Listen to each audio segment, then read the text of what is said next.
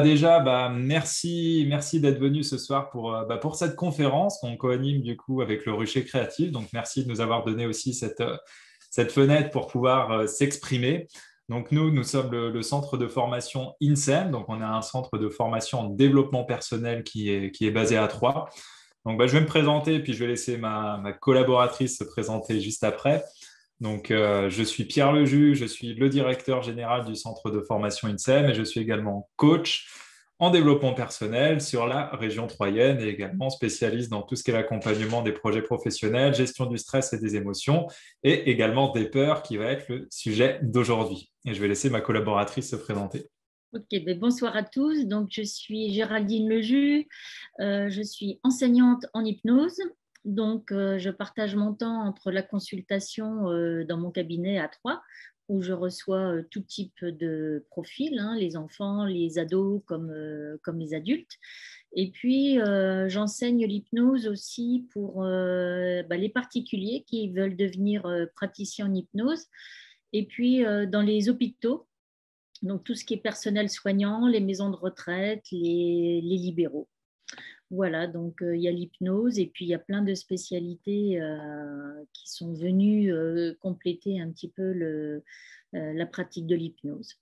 Voilà, et vous pouvez retrouver toutes ces formations sur notre site INSEM dans l'onglet Formation.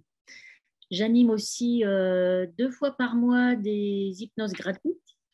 Donc, il suffit de s'inscrire sur la newsletter du site INSEM et vous serez donc informé des prochaines sessions. Et la prochaine, justement, c'est demain soir. Donc, voilà, c'est de 20h à 21h. Et là, je propose une séance d'hypnose sur un thème. Et puis, voilà, vous pouvez y participer avec grand plaisir. Voilà, bon, en tout cas, la thématique de ce soir, ça va être d'apprendre qu'est-ce qu'est les peurs et puis voir comment est-ce qu'on peut se libérer des peurs. Donc nous, c'est vraiment un sujet qui nous passionne. C'est pour ça aussi qu'on voulait le proposer. On va intervenir plusieurs fois cette année auprès du Rucher pour aborder justement différentes problématiques qui sont d'actualité. Je pense qu'on n'a jamais été autant dans les peurs que maintenant avec tout ce qui se passe au niveau de la conjoncture, au niveau de la santé, au niveau du social, au niveau de l'économie. Et on s'est dit que ça pourrait être vraiment super intéressant de proposer une conférence sur le sujet pour donner des clés à différents niveaux. Donc, vous allez voir qu'aujourd'hui, on va partager ce moment ensemble pour voir différents points. Le premier, ça va être de comprendre déjà ce qu'est une peur. Parce qu'on dit une peur, oui, on sait ce qu'on sait, mais c'est un petit peu un mot fourre-tout. Vous allez voir qu'on met tout un tas de choses derrière, mais que c'est bien plus précis que ça et que quand on connaît précisément à quoi on s'attaque, on peut agir précisément dessus avec des effets immédiats. Le deuxième point, ça va être de disposer aussi d'outils simples et efficaces et utilisables maintenant. Nous, l'objectif, ce n'était pas de vous faire un cours magistral sur les peurs, que vous puissiez avoir toute la théorie. On est d'accord, la théorie, c'est bien. Mais quand on a un problème, on s'en fout. Ce qu'il nous faut, c'est des outils concrets qu'on puisse utiliser pour se libérer ou déjà diminuer ses peurs. Donc, c'est ce qu'on va vous donner. Il y en a plein à disposition, mais on va vous donner déjà quelques petits outils que vous pouvez utiliser vous-même. Et le dernier point, ça va être de voir au-delà des peurs, parce qu'on va voir que ça ne s'arrête pas là. Derrière les peurs, il y a plein d'autres choses qu'on va vous évoquer. Je me mords la langue pour pas trop vous en dire, mais vous allez voir qu'il y a plein de belles choses à voir. Alors, juste pensez bien à couper vos micros, s'il vous plaît. Là, je vois qu'il y a quelqu'un qui a activé son micro. Ouais. Alors, je ne sais pas qui a activé son micro là, mais si vous pouviez le couper, s'il vous plaît. Merci. Bon, voilà. Alors, du coup, je reprends. Alors, on vous dira quand mettre le micro, hein. On vous le dira, vous en faites pas.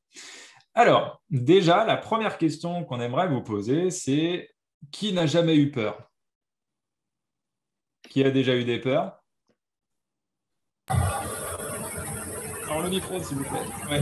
Je vois qu'il y a tout le monde qui a déjà eu des peurs. Donc, déjà, on va pouvoir s'exprimer sur le sujet. Alors, là, ce qu'on voudrait déjà vous demander dans un premier temps, c'est de nous expliquer quelles sont vos peurs et comment elles se traduisent chez vous. Donc là, on peut y aller un par un, on peut prendre une personne au hasard et puis qui puisse nous expliquer un petit peu quelles sont ses peurs et puis comment elle la vit. Allez, qui se désigne? Est-ce que quelqu'un veut s'exprimer sur le sujet? Parce que ça va nous être utile pour plus tard, hein. Et la personne peut activer son micro tout simplement. Ouais, Catherine, je vois que Catherine levait le doigt. Je vous en prie. Alors, moi, je vais vous donner la réactivation du micro. Merci. Bonsoir à Voilà. tous. Alors moi j'ai des peurs, mais un peu irrationnelles. Ce que j'appelle des peurs irrationnelles, c'est des peurs qui me paralysent. Pourquoi j'ai peur, je ne sais pas. Il y a des moments, je fuirais presque, quoi. Ça me... Sur certaines situations, alors souvent quand ça touche quelqu'un qui se fait mal, par exemple, ben, je suis capable de partir. Voilà, et ça, c'est plutôt la fuite. Des peurs qui... mais j'appelle ça des peurs irrationnelles parce qu'il n'y a pas un vrai danger, en fait. Hein. C'est des petits dangers qui me font fuir. Voilà. D'accord, donc en tous les cas, il y a une cause qui n'est pas identifiée, mais il y a des conséquences qui sont clairement identifiées avec voilà, des comportements qui sont peut-être un petit peu excessifs pour Excessif. vous, c'est ça? Ouais. Mm. Ouais. Ok, bah merci du partage et puis on va l'évoquer tout à l'heure sous différents points. Merci. Est-ce qu'il y aurait quelqu'un d'autre qui souhaiterait s'exprimer sur le sujet? Bah, moi, j'aimerais bien, mais je ne sais pas si on m'entend. Alors là, on vous entend. Ah, bah, c'est bien. On Alors, vous voit toujours à l'envers, mais vous on vous voyez à entend. l'envers. Vous nous voyez à l'envers, mais vous nous entendez bien. C'est ça. Alors, bonsoir tout le monde. Alors, moi, je m'appelle Laurence et moi, ma plus grande peur, c'est qu'il y arrive toujours quelque chose à mes enfants. Et j'en fais même des cauchemars. J'imagine toujours le pire. Et j'en viens même à, quand je reçois un appel de mon fils, quand je vois que c'est mon fils, j'ai une boule au ventre parce que j'ai toujours peur, comme il a eu des soucis, qu'il y ait encore un souci. Et j'arrive pas à me débarrasser de cette crainte. Et ça me pourrit un peu la vie. Ok, merci. Alors on le note pour tout à l'heure. Allez, jamais 203. Est-ce qu'il y aura une troisième personne qui souhaiterait s'exprimer? On est là pour ça, hein, c'est l'occasion. Oui, Valérie, bonsoir. La peur que j'ai, alors que je suis sûre que je peux y arriver, c'est de ne pas justement y arriver. Je sais pas comment dire, je sais pas comment l'expliquer. Je suis sûre que j'y arriverai, mais j'ai peur. Voilà, c'est un petit peu débile, mais et ça m'empêche de le faire en fait. Ok. Ok. Bon, en tout cas, déjà, pour recadrer, merci du partage. Il n'y a aucune peur qui est débile. Parce que si elle est là, c'est qu'elle a sa légitimité, c'est qu'elle a quelque chose à transmettre et qui demande à être écoutée. D'accord? Donc, il n'y a aucune peur qui est débile, c'est simplement un besoin qui remonte en conscience. Donc, on verra tout ça après. D'accord? Alors, déjà, en tout cas, avant de commencer à aller plus loin, peut-être déjà essayer de comprendre qu'est-ce qu'est une peur. Alors, une peur, c'est un sentiment d'angoisse qui est éprouvé en présence ou à la pensée d'un danger qui peut être réel ou supposé. Ça peut être une menace et ça peut être aussi une émotion qui est éprouvée dans certaines situations, comme on dit, trembler de peur. C'est une surréaction de notre corps face à un déclencheur. Alors, il existe différents types de peurs. La première des peurs, c'est toutes les peurs qu'on qualifie de biologiques, c'est-à-dire elles sont câblées dans notre cerveau et elles font partie de notre fonctionnement. Alors, dans la peur biologique, on va retrouver par exemple la peur de se faire tuer, on va retrouver la peur du vide, que ce soit un vide à l'extérieur ou un vide à l'intérieur. On va retrouver aussi la peur de l'inconnu, la peur de se faire tuer, toutes les peurs où il y a vraiment un danger potentiel, où on a l'impression d'être piégé. On va retrouver dans la peur biologique aussi la peur du rejet et la peur de l'abandon. Et parce qu'effectivement, on est tous des animaux et on a besoin de contacts sociaux et le fait de se retrouver isolé peut nous créer une peur biologique. On a aussi les peurs qui arrivent, qui sont inévitables, comme la peur de vieillir. Vous pouvez faire tout ce que vous voulez, utiliser toutes les crèmes que vous voulez, vieillir arrivera à un moment donné. La peur de la retraite aussi, ça c'est pareil, on peut essayer de reculer au maximum l'âge de la retraite, de travailler au plus qu'au plus. À un moment donné, la retraite va arriver et la peur de la retraite, c'est une peur pour laquelle on n'y peut rien, on va y aller.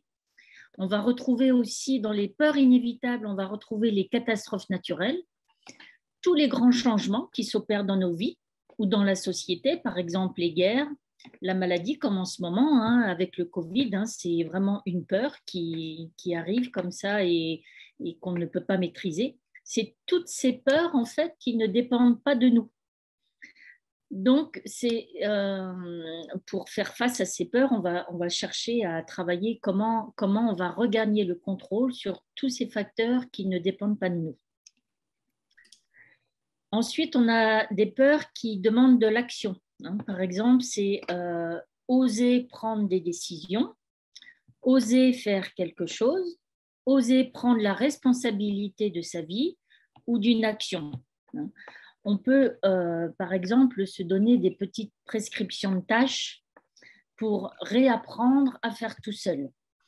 C'est vraiment l'idée dans ces peurs-là qui demandent de se mettre en action, c'est de y aller petit pas par petit pas, oser faire un petit quelque chose qui va faire que l'intensité de la peur va diminuer. Ensuite, on a les peurs qui vont toucher l'ego, c'est-à-dire notre image, hein, toute notre estime. On va retrouver aussi dans ces peurs qui touchent l'ego tout ce qui est lié à la désapprobation, à l'humiliation, à l'échec, à la réussite. C'est toutes ces peurs qui nous rendent aussi vulnérables. Hein. Souvent, elles sont liées à des blessures émotionnelles comme l'injustice, la trahison, le rejet, l'abandon, l'humiliation et puis aussi l'impuissance. Hein. C'est en fait l'incapacité de faire quelque chose. Alors souvent, derrière ces peurs-là, on va retrouver des traumatismes qui sont issus de notre enfance. Donc l'idée, c'est d'aller travailler, hein, d'aller revisiter un petit peu ces événements de notre enfance pour pouvoir aller changer le film de façon à ce que cette peur, elle puisse être dépassée. Et puis, on a aussi les peurs fondamentales qui sont vraiment le rejet et l'abandon. On est tous porteurs autant qu'on est de ces deux blessures, à plus ou moins grande échelle. Mais le rejet et l'abandon, c'est vraiment ce qu'on appelle les peurs fondamentales. Elles sont présentes en permanence. Alors, l'idée, c'est qu'on ne peut pas s'en séparer hein, de cette peur du rejet et de l'abandon. Par contre, on peut, encore une fois, abaisser le degré d'intensité de cette peur. Parce que toutes les peurs qu'on va voir, vous allez pouvoir observer qu'en fait, qu'elles sont contextuelles. On peut avoir peur dans certaines configurations et pas dans d'autres. Voilà, toutes les peurs, en fait, elles sont là pour assurer notre survie. Et c'est ça qui est génial. Alors, autant elles peuvent nous desservir, ces peurs, mais elles ont la grande fonction de pouvoir nous maintenir en vie.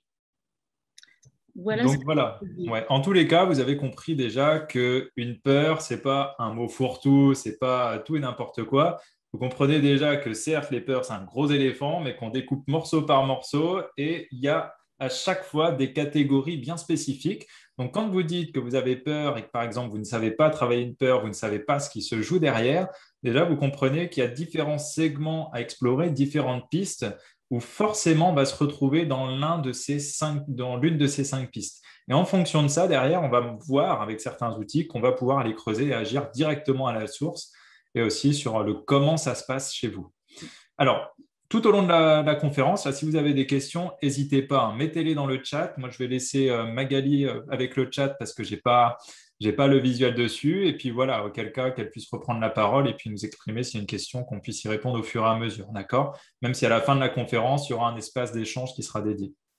Ce qu'il faut vraiment retenir avec les peurs, c'est surtout ce qui est inquiétant, ce n'est pas tant la peur en elle-même, mais c'est toutes les conséquences que cette peur elle peut déclencher derrière. Et c'est vraiment un travail sur les conséquences qu'il faut mettre en place pour pouvoir se sécuriser au plus possible et gagner en confiance. Alors, les peurs, quand est-ce qu'elles se présentent ? On a vu qu'il y a différentes catégories, mais on va voir qu'il y a aussi différents moments auxquels elles arrivent. On sait qu'il y a des événements qui vont être extérieurs. Les événements extérieurs, c'est tout ce qui va être en dehors du corps, tout ce qui va être en dehors de vous, dans votre environnement. Ça va être, par exemple, vous êtes dans la rue, il y a un chien qui vous court après en aboyant, en montrant les crocs. Là, il y a typiquement un événement extérieur, d'accord ? Une voiture qui fonce droit sur vous. Là, il y a un événement extérieur qui va entraîner une peur. Vous le voyez venir, le deuxième, ça va être des événements, on va dire, plutôt intérieurs, qui là sont relatifs à tout ce qui se passe à l'intérieur du corps. Ça peut être aussi à la tête. Ça va être par exemple, vous ressentez une douleur, pof, ça va vous générer une peur. Bah, qu'est-ce qui se passe? Ou alors une pensée parasite ou quelque chose que vous vous dites, un dialogue interne. Bah mince, et si je pense à ça, qu'est-ce qui pourrait se passer, etc. Ça, on est typiquement sur un événement intérieur. Et le petit dernier, auquel on ne pense pas souvent, mais qui pourtant est essentiel et qui a toute sa place, c'est les événements transgénérationnels. Alors, retirez tout de suite de votre tête le côté vaudou. Le transgénérationnel, on entend vraiment tout ce qui découle des parents, des grands-parents, des arrière-grands-parents. C'est tout ce qu'on va hériter et qui reste engrammé en nous. D'accord? Ça peut être des comportements qu'on hérite, mais ça peut être aussi tout ce qui se transmet via l'ADN. Parce que des comportements, des émotions se transmettent via l'ADN. C'est scientifiquement prouvé aujourd'hui. Tout ce qu'on hérite des grands-parents, on le porte en nous, ou des parents le portent en nous. Donc, on l'a au niveau des traits physiques, mais il y a forcément, si vous regardez bien, des traits de caractère. Quand on dit ah, c'est une tête de mule comme son père, celui-là, eh ben, typiquement, c'est des choses qu'on hérite et c'est des choses qui, certes, s'alimentent avec la vie de tous les jours, les comportements avec les personnes qu'on côtoie. Mais voilà, c'est tout ça qu'on entend par le transgénérationnel. En fait, les neurosciences, elles nous prouvent aujourd'hui que dans notre ADN, en fait, on est porteur de l'histoire émotionnelle d'au moins 8 générations au-dessus de nous. Donc, pour vous dire un petit peu que comme on se transmet le patrimoine émotionnel d'une génération à l'autre, on se transmet en fait le colis émotionnel aussi d'une génération à l'autre. Et souvent, dans une peur, quand on découpe les choses, en fait, on s'aperçoit qu'il y a une partie qui appartient, alors moi, c'est ce que j'appelle les ancêtres, et il y a une partie qui appartient à la personne, en fait. Donc, on n'est pas totalement responsable à 100% de la peur qui nous anime. Par exemple, on parle aussi, quand je parlais des neurosciences, là, en fait, ils ont fait des études sur la prise de poids. Et donc, ils ont pris un panel de plus de 2000 personnes et ils se sont aperçus, en fait, que quand ils ont interrogé toute la partie transgénérationnelle des personnes qui étaient en surpoids, elles étaient toutes porteuses de la peur de manquer de nourriture. Et c'est vrai, quand on y pense, en fait, que nos ancêtres, ils ont connu la famine, ils ont connu les guerres, ils ont connu les rationnements, enfin, tout un tas de situations qui ont fait qu'à un moment donné, ils ont pu avoir peur de manquer de nourriture ou ils ont réellement manqué de nourriture. Et bien, cette peur-là de manquer de nourriture, elle a été transmise dans les générations d'après. Et souvent, quand on nettoie la peur de manquer transgénérationnelle, bizarrement, la personne, elle n'a plus cette peur de manquer de nourriture. Ce sont vraiment des mémoires qui sont encodées à l'intérieur de nous. On retrouve aussi ces peurs-là quand il y a eu, par exemple, j'entendais quelqu'un qui avait peur qu'il arrive quelque chose à son enfant. Probablement que si on recherche dans son histoire personnelle, on va retrouver un événement qui a marqué l'histoire familiale d'un de ses parents en lien avec un enfant. Peut-être qu'un des enfants dans la lignée a eu un grave accident ou est décédé pour une raison ou une autre. Et cette peur-là, elle est descendue en transmission. Alors, ça n'explique pas tout, mais ça fait partie de la composante. Voilà, donc maintenant qu'on a eu déjà toutes ces connaissances-là, j'espère que ça vous donne déjà un éclairage un petit peu plus précis de ce qui peut se jouer derrière les peurs. S'il y a des questions, n'hésitez pas à les mettre dans le chat. Je viens de voir avec Magali. Mettez vos questions dans le chat et puis on va les faire remonter au fur et à mesure s'il y en a, d'accord? Donc maintenant qu'on a déjà dégrossi, on va dire, qu'est-ce qui se passe, qu'est-ce qu'une peur et qu'est-ce qui peut déjà rentrer en jeu, on va essayer de voir qu'est-ce qui se passe aussi au niveau du cerveau qui est au cœur du système. Alors vraiment, c'est un petit schéma qui est ultra simple. Évidemment, c'est bien plus complexe que ça, mais on n'est pas là pour faire de la neurologie. On est là juste simplement pour bien comprendre que dans les peurs, elles s'inscrivent dans différentes zones de notre cerveau. On a le cortex qui est le siège de notre conscience. Et si on enlève le cortex, on va retrouver l'hippocampe et l'amygdale. L'hippocampe, c'est quoi? C'est l'endroit où sont enregistrés tous les événements, les faits que nous vivons. Et on dit qu'il vient à maturité à peu près à l'âge de 2 ans. L'amygdale, elle, de son côté, elle va enregistrer toutes les émotions et aller à la maturité à la naissance. Cette amygdale, elle va sécréter des opioïdes, c'est-à-dire des substances qui vont avoir le rôle d'anesthésier nos émotions pour limiter l'information et l'empêcher de monter en conscience. En fait, ça nous protège un petit peu, hein. Et en fait, ces deux parties, l'hippocampe et l'amygdale, c'est grâce à elles que sont fabriqués les souvenirs. Ensuite, on a une partie aussi cortex préfrontal, donc plutôt sur le devant, et c'est lui qui va être le centre de gestion du contrôle des émotions. En fait, les émotions, elles naissent dans le limbique, mais elles sont contrôlées par le cortex préfrontal. Voilà. Et puis, on a donc le néocortex qui va lui gérer toutes les émotions. Et voilà donc un petit peu comment ça se structure dans notre cerveau. On a le cerveau haut qui, lui, va s'occuper de tout ce qui est rationnel, hein. Il est influencé aussi par les phénomènes subconscients, hein. Tout a besoin de sens, de cohérence, de sécurité et de contrôle. Ça, c'est le cerveau qui gère tout ça. Le sens, la cohérence, la sécurité et le contrôle. Quant au cerveau bas, lui, c'est ce qu'on nous dit le cerveau en fait émotionnel. Donc, ce sont toutes nos expressions verbales, hein, tout ce qu'on peut, facial, pardon, tout ce qu'on peut montrer sur notre visage. Ce sont les métaphores qu'on va utiliser. Par exemple, j'ai eu une peur bleue. C'est tout ce besoin d'être sécurisé. Et c'est ce besoin aussi d'être dans la protection et dans l'amour. Et pour que tout notre système fonctionne correctement, que le cerveau et le cerveau bas fonctionnent en parfaite harmonie, il n'y a qu'une seule solution, c'est d'apporter de l'amour.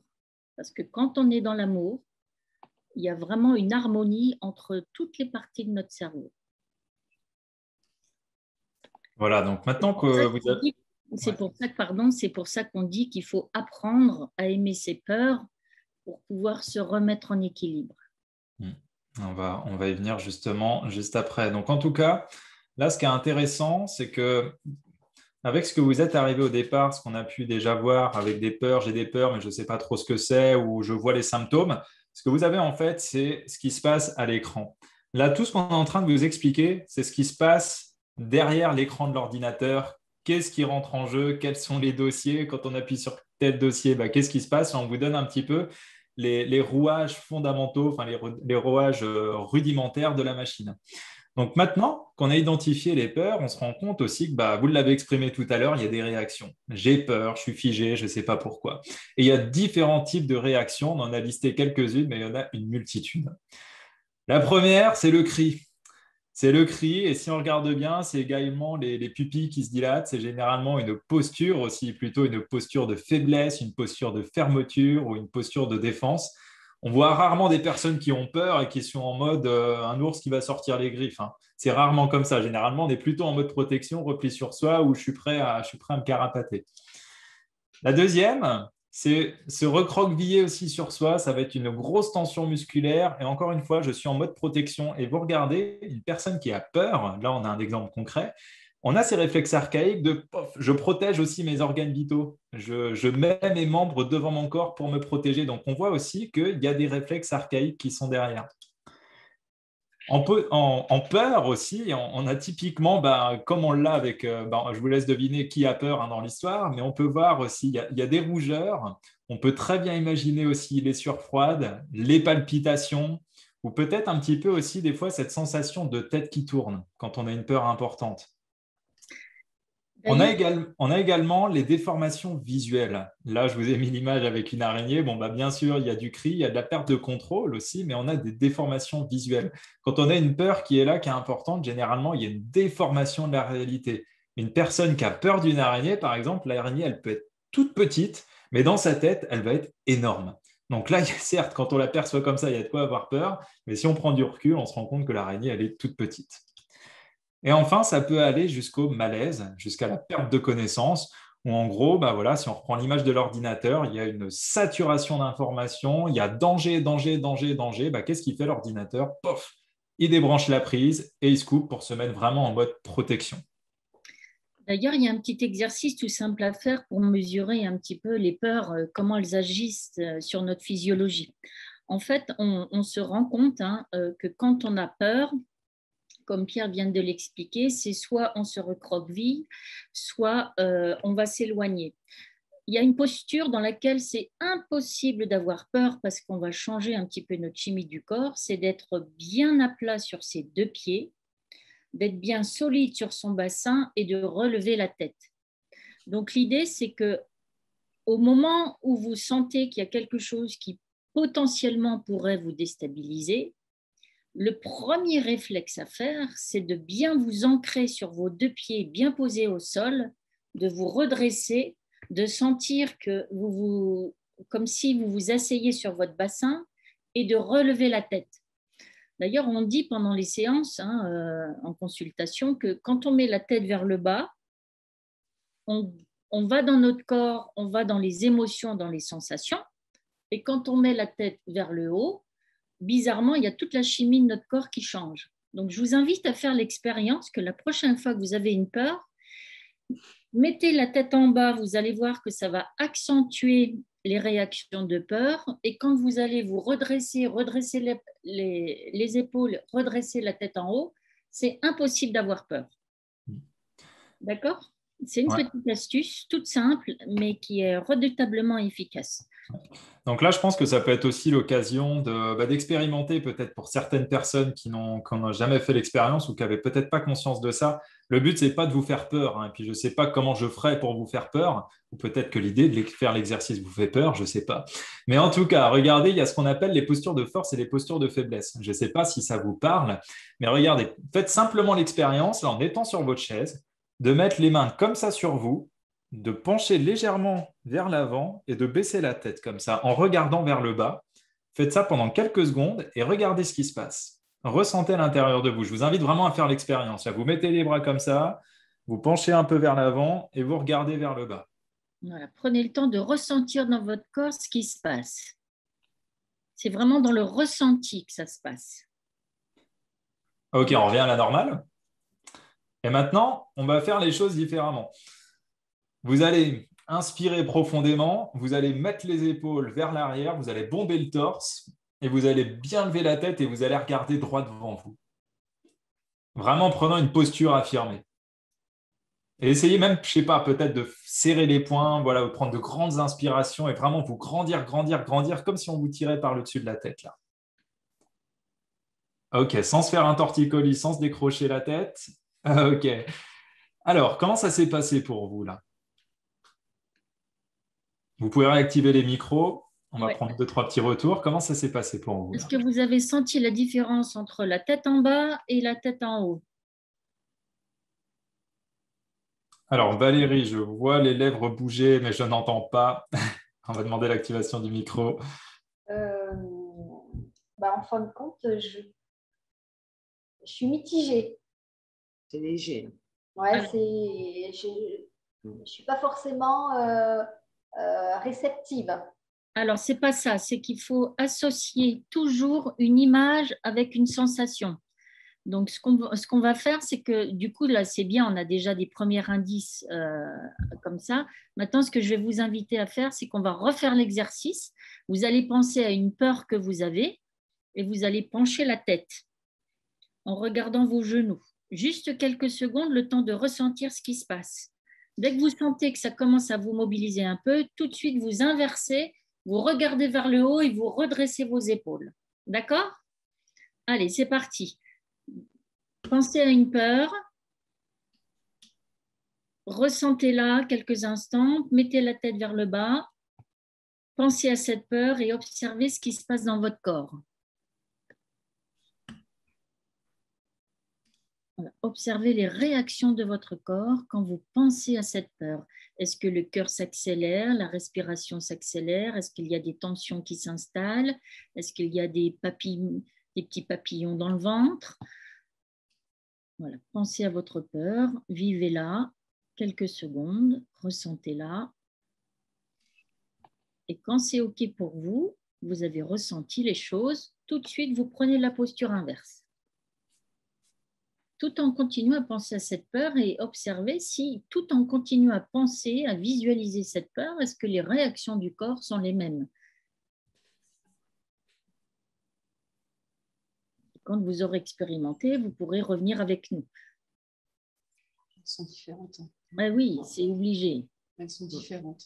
Ouais. En quoi elles sont différentes? Le cœur s'accélère. Vraiment, on a du mal de respirer.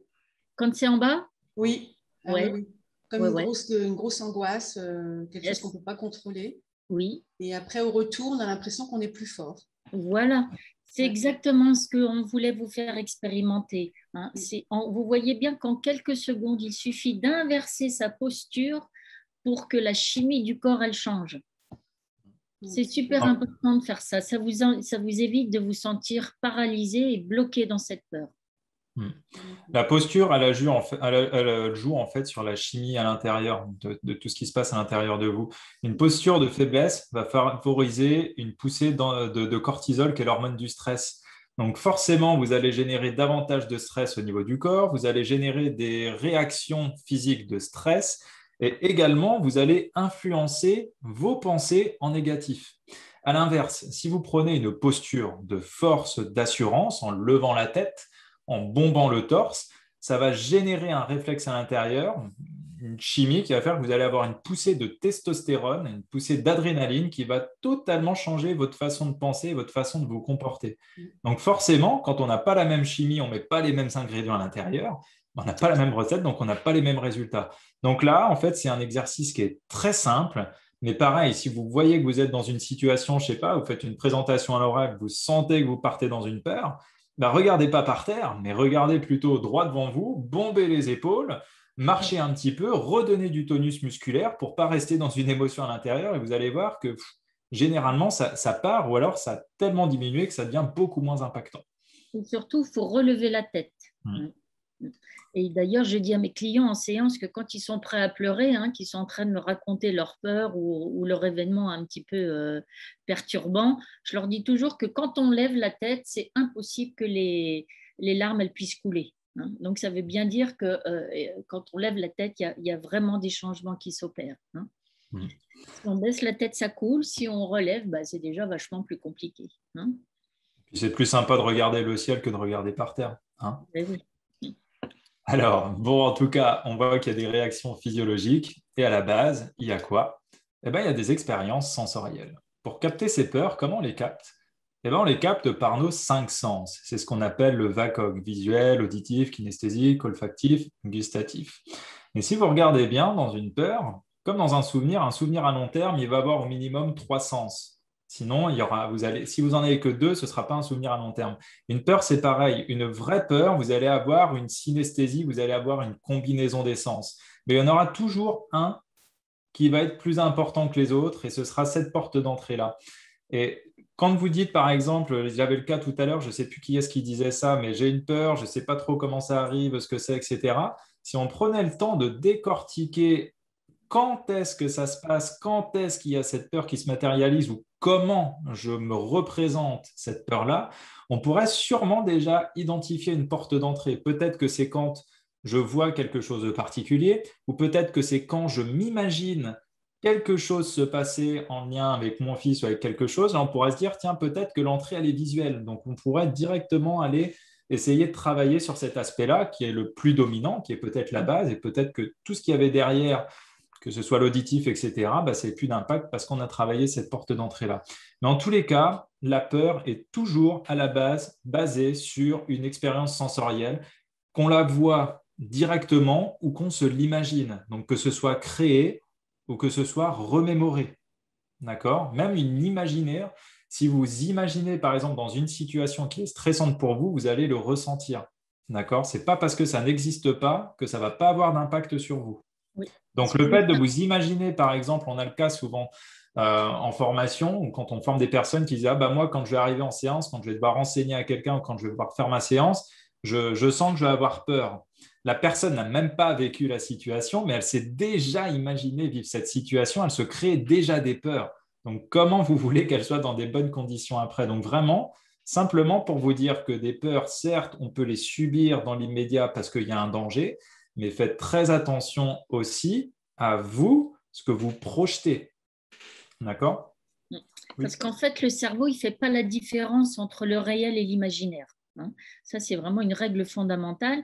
On voit bien que si, par exemple, on va aller sur quelque chose de joyeux, si je vous demande de penser à vos dernières vacances, vous allez vous sentir dans la joie, vous allez revoir les belles images, entendre les belles choses, ressentir des bonnes sensations, des bonnes émotions. Et pour autant, vous êtes avec nous là dans cette réunion, hein. Et c'est vraiment intéressant de prendre conscience que justement, à partir de cette réalité, on peut tout créer, hein. Soit on peut se créer des peurs, soit au contraire, on peut inverser les mécanismes de la peur simplement en imaginant son contraire.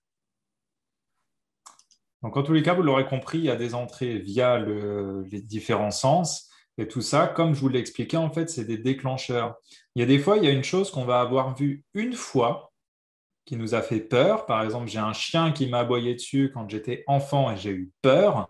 Et bien, à chaque fois que je vais voir un chien, je vais avoir peur. Ou à chaque fois que je vais entendre un chien aboyer d'une certaine façon, je vais avoir peur. On le retrouve par exemple dans les chocs post-traumatiques. Par exemple, je prends le cas des militaires où ils ont entendu des bombes, ils ont entendu des balles. Quand ils entendent une porte claquer, par exemple, sur un parking, il y a toute une réaction en chaîne qui va y avoir derrière, ils vont avoir peur. Ça, c'est ce qu'on appelle en fait des ancrages. Des ancrages, c'est quoi? C'est des situations émotionnelles qui vont être associées par rapport à un sens spécifique, par rapport à un geste, par rapport à quelque chose que vous allez voir, par rapport à quelque chose que vous allez entendre. C'est un peu comme des petits interrupteurs. À chaque fois que vous allez entendre ce bruit, que vous allez voir cette chose-là, on va allumer la petite lumière, mais là, en l'occurrence, on va allumer la peur, on va allumer une émotion négative. À savoir que certes, on peut le subir, mais on peut se créer. Donc ça, on peut détruire les interrupteurs négatifs et on peut créer des interrupteurs positifs. On peut créer des ancrages positifs. Par exemple, il n'y a pas longtemps, j'ai travaillé en séance avec quelqu'un qui avait peur de reconduire après un accident de voiture. Donc, en fait, on a travaillé sur ces fameux déclencheurs, on a travaillé sur l'image de l'accident, donc cette voiture qui arrivait vers elle alors qu'elle commençait à s'engager sur le carrefour. On a travaillé sur l'auditif, c'est-à-dire le bruit de l'impact que ça a fait au moment où les voitures elles se sont télescopées. On a travaillé aussi sur tout ce qu'elle a ressenti dans son corps quand la voiture elle a fait des tonneaux. Et il y a une chose que j'avais oubliée, et elle aussi, elle avait oublié de me le dire, c'est que donc, la première séance, elle avait déjà produit beaucoup d'effets, hein, puisque la personne, elle commençait à pouvoir reconduire sur des routes départementales, des nationales, mais elle n'arrivait toujours pas à aller sur l'autoroute. Et en fait, le déclencheur qu'on avait oublié de traiter, c'était en fait l'odeur de l'airbag dans la voiture. Ce qui fait qu'à chaque fois qu'elle remontait dans sa voiture, il y avait l'odeur qui lui rappelait l'odeur de l'airbag qui s'est déclenché quand elle a fait les tonneaux, en fait. Et c'était intéressant de désactiver tous les déclencheurs. Et une fois que tous les déclencheurs sont désactivés, on peut reprendre le contrôle sur l'expérience. On peut reconduire, on peut refaire les choses normalement. Donc voilà, vous comprenez bien qu'une peur, à la base, il y a toujours une expérience sensorielle. Mais la bonne nouvelle, c'est que si elle est là à la base, c'est qu'on peut travailler dessus une fois qu'on l'a bien identifiée. Et en jouant justement sur ces facteurs sensoriels, on peut générer quelque chose de positif derrière. En fait, on peut réparer la machine. Derrière, il y a également des systèmes de représentation. Alors là, je vais te laisser la main. Alors, les systèmes de représentation, en fait, c'est ce qu'on disait tout à l'heure, le VACOG, c'est quelque chose qui est super important, c'est visuel, auditif, kinesthésique, donc les sensations, les odeurs et les goûts. C'est comme ça qu'on encode aussi l'information à l'intérieur de nous. Dans les systèmes de représentation, on va retrouver aussi parfois les mots qu'on va utiliser, hein. J'ai une peur bleue, c'est tout le vocabulaire qu'on va pouvoir associer à notre peur. Et c'est important de bien identifier le vocabulaire qu'on utilise de façon récurrente, de façon à ce qu'à chaque fois qu'on va prononcer ce mot, on va avoir une réaction chimique dans notre corps. Donc l'idée, c'est de dire « j'ai une peur », ok, je sais que j'ai cette peur, je vais prendre le temps de l'observer pour voir si le déclencheur, c'est l'image, si le déclencheur, c'est le bruit, si le déclencheur, c'est une sensation, si le déclencheur, c'est une odeur ou si le déclencheur, c'est un goût. Première étape. Deuxième étape, je vais observer les mots que je vais utiliser pour décrire cette peur. De telle façon à ce que quand ces mots-là viendront en conscience, je me dirai, tiens, j'ai ma peur qui est en train de s'activer. Et puis regardez, si on va même un petit peu plus loin dans le vocabulaire, on peut étudier tout ça pour faire un lien avec les sens. Mais là, on a tendance à généraliser notre peur. Quand on a eu peur une fois dans un domaine, on va se dire à chaque fois, généralement, tiens, ça va arriver, ça va se passer comme ça. Si on écoute la personne, des fois, exprimer sa peur, on peut se rendre compte qu'il y a ce qu'elle pense, la façon dont elle l'exprime, mais elle donne plein de petites pépites qui sont cachées par cette généralisation, mais qui montrent qu'en fin de compte, c'est dans des moments bien spécifiques. Donc ça, c'est pour ça que c'est super important à étudier, donc voir ce qui se passe chez la personne, comment elle le décrit, mais aussi de lire entre les lignes. Parce qu'il y a ce que la personne vous dit, il y a ce qu'elle ne vous dit pas ou ce qu'elle vous dit indirectement. Et pour ça, il y a des outils qui sont vraiment géniaux. Par exemple, la PNL, qui apprend à la fois à agir sur les facteurs sensoriels, mais également sur les éléments de langage. Alors, donc, en système de représentation, donc on vient de le dire, on a le VACOG, on a les mots qu'on va associer donc, à notre peur. Ce qui est important aussi, c'est quand on pense à notre peur, quand on voit l'image, c'est important de voir si on est à l'intérieur de l'image ou à l'extérieur de l'image. C'est-à-dire si on a la capacité d'imaginer, par exemple, un écran de cinéma devant nous, et l'idée, c'est de projeter notre peur sur cet écran, de pouvoir mettre une distance. C'est ce qu'on appelle être dissocié. Si je me vois actrice dans la scène, je vais vivre la peur pleinement à 100%. Alors que si je prends l'habitude de me dire, OK, j'ai cette peur, je sens qu'elle arrive, bon, je me pose, j'imagine un écran de cinéma devant moi, j'imagine que je prends cette peur et je la balance sur cet écran. Le fait d'être observatrice de cette peur va faire que je vais mettre à distance mes émotions et mes sensations. C'est ce qu'on appelle être dissocié. Et c'est vraiment redoutablement efficace aussi. Le fait de projeter cette image, cette peur à l'extérieur du corps. On va vous le faire expérimenter juste après. Ensuite, on va utiliser aussi ce qu'on appelle les sous-modalités. C'est-à-dire que quand on a une peur, on s'en fait une représentation. Donc, l'idée, c'est de voir si cette peur, elle est en couleur, si elle est en noir et blanc, si elle est grande, si elle est petite, si elle est ovale. On va observer si dans cette peur, il y a du son ou bien du silence. On va observer si les sons sont forts ou si les sons sont aigus. Voilà, on a tout un système de représentation qui va faire que c'est comme si, en fait, on avait une table de mixage avec des boutons. Les couleurs, les formes, les tailles, les différentes formes de son, les différentes formes de sensations. Et l'idée, c'est de prendre notre peur et de jouer avec cette table de mixage pour pouvoir changer un petit peu les paramètres de cette peur. Par exemple, si j'ai une peur et que la couleur de cette peur, elle est rouge, eh ben, je vais imaginer que soit je baisse l'intensité du rouge pour aller plus vers du jaune, et là, je vais déjà sentir que ça m'apaise. Ou alors, je vais imaginer, par exemple, carrément changer la couleur du rouge pour mettre une couleur que j'aime bien, qui peut être le vert, le bleu ou je ne sais quoi. Et rien que le fait déjà de changer la couleur, déjà l'intensité de la peur, elle baisse. Donc, c'est super intéressant d'utiliser ces outils. On a des systèmes aussi d'encodage de l'information. Suivant comment on place nos yeux, on n'encode pas la même façon. Par exemple, on va faire une petite expérience. Vous allez observer comment vous placez les yeux, vos yeux, quand je vous dis repensez à l'endroit précis où vous étiez pendant vos dernières vacances. Revoyez l'image de l'endroit où vous étiez pendant vos dernières vacances. Revoyez l'endroit, les images, les personnes, tout ce que vous avez vu dans cette image, dans ce souvenir. Maintenant, dans ce souvenir, je vais vous demander de repenser à tout ce que vous avez entendu. les paroles, les musiques, les sons de la nature, les sons de la pièce, tout type de bruit, tout type de son dans ce souvenir et observez à quel endroit de votre visage vous mettez vos yeux. Et maintenant, dans ce souvenir, je vais vous demander de repenser à toutes les bonnes émotions et toutes les bonnes sensations que vous avez vécues dans ce souvenir. Allez rechercher les ressentis.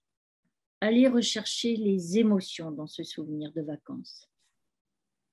Prenez le temps de le revivre une deuxième fois pleinement. Alors, je vais vous demander de rallumer vos micros et vous allez me dire un petit peu, est-ce que vous avez constaté des différences?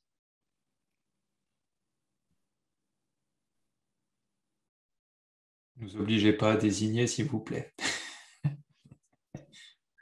Valérie, par exemple,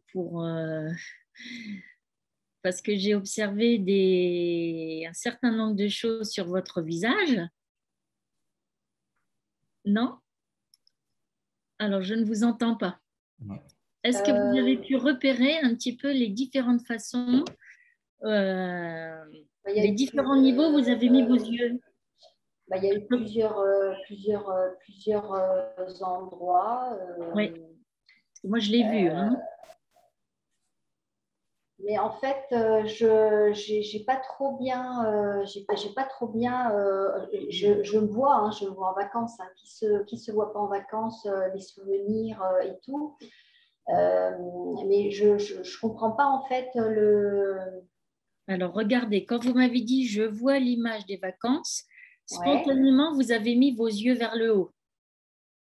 Ah oui, dans ces cas-là, mes yeux ils vont vers le haut sur tout ce que vous avez énuméré concernant les vacances. Alors, uniquement sur les images, les formes, les personnes, tout ce qui est de l'ordre du visuel, on encode l'information en mettant nos yeux vers le haut. Ouais, c'est vrai. Quand on va encoder de l'information pour tout ce qui est du son, des paroles, des bruits, tout ça, on va plutôt avoir tendance à mettre nos yeux au niveau latéral, entre nos deux oreilles. Ouais, c'est ça. Et quand on va encoder de l'information, des ressentis, des émotions, on va avoir tendance à mettre les yeux dans le corps. Oui, ça m'a fait ça, exactement. Moi aussi. Ben c'est ça. C'est comme ça qu'on encode l'information et c'est comme ça que du coup, on peut la décoder. Alors, vous qui m'avez observé, oui. Qu'est-ce que vous avez éventuellement vu chez moi? Ouais, je dirais que vous êtes plutôt d'une tendance, après ce ne sont pas des étiquettes, mais vous avez tendance à aller vraiment sur le haut, d'aller dans du visuel, de vous faire un film de ce qu'on est en train de vous dire, vous faites des représentations visuelles de ce qu'on vous dit, et puis en arrière-fond, vous êtes auditive. Est-ce que c'est comme ça que vous avez l'habitude d'apprendre, par exemple? Est-ce que vous faites des films? Quand les gens vous parlent, est-ce que vous avez tendance à vous faire des représentations mentales dans votre tête de ce que les gens sont en train de vous dire? Oui, parfois. Ben ouais, je pense que vous verrez dans l'avenir, vous vous observerez davantage et vous verrez que vous avez tendance, c'est une tendance, on est bien d'accord, à aller vraiment sur du visuel. Après, tout dépend les circonstances. Bien sûr, bien sûr. Ça dépend plein de choses, en fait. C'est pour ça que je dis que c'est une tendance. Ce qu'il faut retenir, c'est que globalement, on encode l'information. Tout ce qui est de l'ordre du visuel, des images, on va vers le haut. Tout ce qui est l'ordre du son, on va se mettre en latéral au niveau des oreilles. Et tout ce qui est l'ordre des émotions, des sensations, on va avoir tendance à mettre la tête en bas, le regard va se poser vers le bas. Voilà comment on encode l'information. Il y a certaines circonstances aussi où je peux regarder en bas, mais bon, j'essaie au maximum de regarder vers le haut. Oui. Ok, bon, en tout cas, on voit qu'il y a différents systèmes de représentation, que ce soit par les yeux, par les 5 sens ou par aussi tous les prédicats, donc tous les mots qu'on va utiliser. ça ne s'arrête pas là. On voit qu'il y a différents modes opératoires. Vous nous les avez exprimés aussi au tout début quand vous nous avez parlé de vos peurs. On voit qu'il y a une première réaction qui peut être la fuite. Il y a un danger devant moi, et ben, je m'en vais en courant. Il y a une deuxième possibilité, c'est de choisir le combat. Je choisis de faire face à ma peur. Et on peut avoir aussi cette réaction qu'il y a un danger qui est en face de moi, je ne sais pas comment réagir, je suis totalement pétrifié, je suis totalement figé. Donc encore une fois, il n'y a pas une réaction par rapport aux peurs, il y en a différentes, donc c'est aussi intéressant de voir peut-être est-ce que vous avez toujours la même réaction ou est-ce que selon la situation, selon l'événement, vous réagissez de telle ou telle façon. Voilà, bon, en tout cas, on vous a donné un petit peu de théorie sur toutes ces peurs. Vous exprimez les fonctionnements, qu'est-ce qui se passe derrière, qu'est-ce qui rentre en jeu, hein, les mots, le langage, les expressions faciales. Il y a pas mal de choses qui rentrent en compte. Maintenant, on voudrait vous faire partager plutôt des expériences. Parce que les peurs, c'est certes ça, c'est la théorie, mais les peurs, c'est quelque chose qui se vit, qui se ressent. Donc, on vous propose aussi de partir à l'écoute des émotions. Il n'y a pas de peur sans émotion parce que la peur, c'est une émotion. Donc là, ce qu'on vous propose, c'est de partir à l'exploration de ces peurs, maintenant qu'on a déjà fait connaissance avec elles, de mettre des sensations dessus et de voir comment concrètement est-ce qu'on pourrait agir dessus avec des outils qui sont très simples. Alors, vous avez vu, on a mis l'image de vice-versa. Est-ce que vous avez déjà vu ce dessin animé de Pixar? Ouais, je vois des oui de la tête.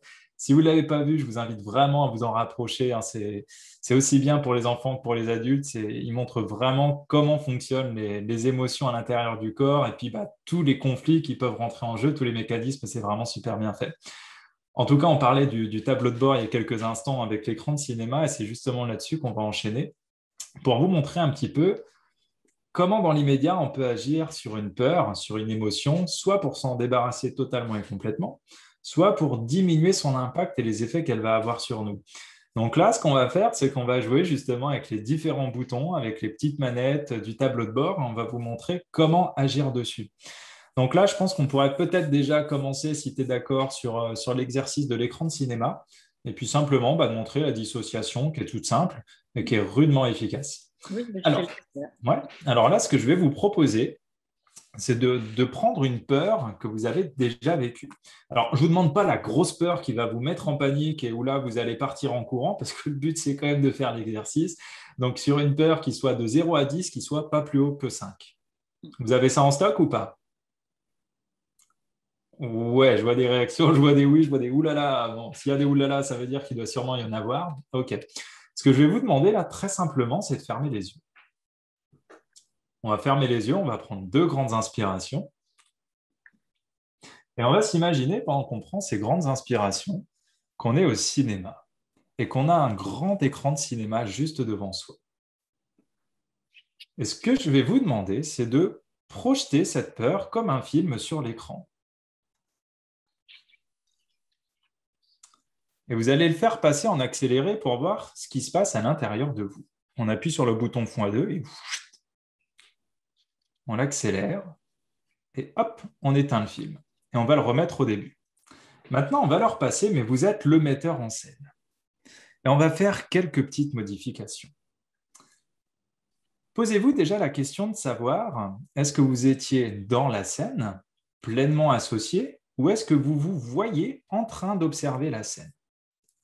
Si vous étiez pleinement plongé dans la scène, je vais vous demander de vous observer comme si vous voyiez en dehors, en train de vivre cette situation. Si vous étiez déjà en dehors, en train de vous observer, je vais vous demander de prendre encore un peu plus de recul, de vous éloigner de cette situation. Voilà, on va prendre un moment pour faire ça. Ensuite, on va observer s'il y avait des couleurs, si c'était en noir et blanc. S'il y avait des couleurs, je vais simplement vous demander de passer en noir et blanc. Et si c'était en noir et blanc, de baisser un petit peu l'intensité des couleurs.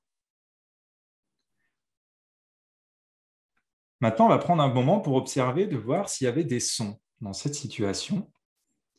Et là, vous allez pouvoir soit diminuer ces sons, comme si vous aviez un bouton sur la télécommande pour baisser le son, ou si vous souhaitez tout simplement peut-être ajouter une musique qui vous plaît, une musique agréable, une musique qui vous fait du bien, ou peut-être même une musique amusante, comme une musique de cirque par exemple. Faites comme si vous pouviez vous imaginer tout ça. Et là, ce que je vais vous demander, à 3, c'est d'appuyer sur le bouton lecture et de lancer le film en observant tout ce qui va changer positivement pour vous. 1, 2 et 3. Et on lance le film. On observe simplement ce qui se passe à l'intérieur de vous. Ok, on va arrêter le film. On va reprendre une grande inspiration. Et on va rouvrir tranquillement les yeux. Allez, on ne s'endort pas. Je sais qu'on arrive dans la soirée. Voilà, on ouvre bien les yeux. Ok, super. Je vais vous demander de réactiver les micros. Et vous allez me dire ce qui s'est passé avant et après. Allez, qui veut se lancer?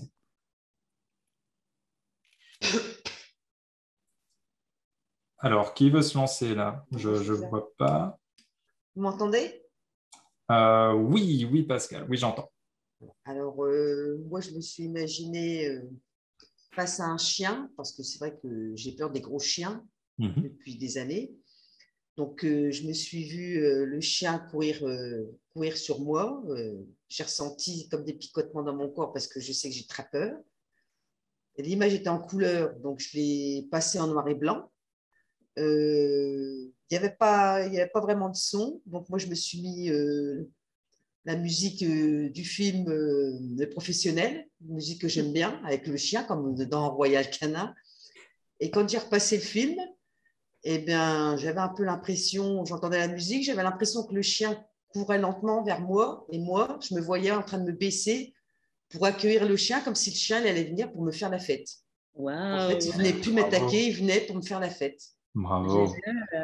Ouais, super expérience. Et en tout cas, bon, je pense que l'intensité, du coup, elle a baissé. C'était plus les mêmes émotions à l'intérieur. Et ça, vous voyez, c'est un exercice, en fait, qui est très, très facile, qui est hyper rapide. Plus vous allez vous entraîner, plus ça va être rapide. Mais vous voyez, simplement, on a changé la perception de la situation.